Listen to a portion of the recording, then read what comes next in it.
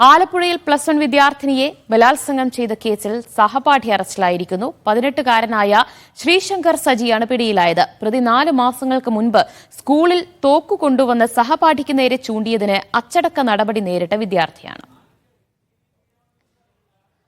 ആലപ്പുഴയിൽ നിന്ന് ഷൈജു വിവരങ്ങൾ നൽകും. ഷൈജു, ഈ പ്രായപൂർത്തിയാകാത്ത വിദ്യാർത്ഥിയുടെ പരാതിയിൽ തന്നെയാണോ ഇപ്പോൾ പോലീസ് കേസെടുത്ത് പ്രതിയെ പിടികൂടിയത്?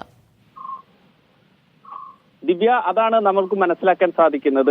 കഴിഞ്ഞ ദിവസമാണ് ഈ വിദ്യാർത്ഥിക്ക് 18 വയസ്സ് പൂർത്തിയാകുന്നത്. 4 ദിവസങ്ങൾക്ക് മുമ്പ് 18 വയസ്സ് പൂർത്തിയാകാത്തതിനാൽ നേരത്തെ പല കേസുകൾ ഉൾപ്പെട്ട സമയത്തും കേസെടുക്കുകയോ അറസ്റ്റ് ചെയ്യുകയോ അത്തരം കാര്യങ്ങളിലേക്ക് കടന്നിരുന്നില്ല.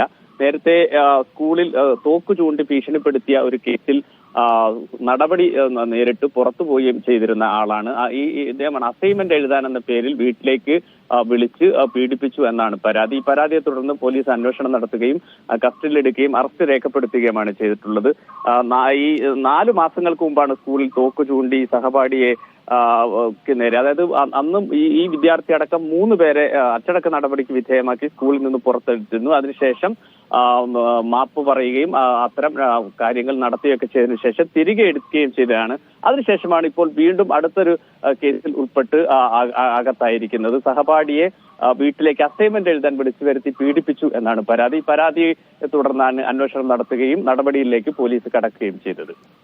സഹപാഠിയെ പീഡിപ്പിച്ച കേസിലാണ് 18-കാരൻ പിടിയിലായിരിക്കുന്നത്. വാർത്തയുടെ വിവരങ്ങളാണ് ഷൈജു നൽകിയത്.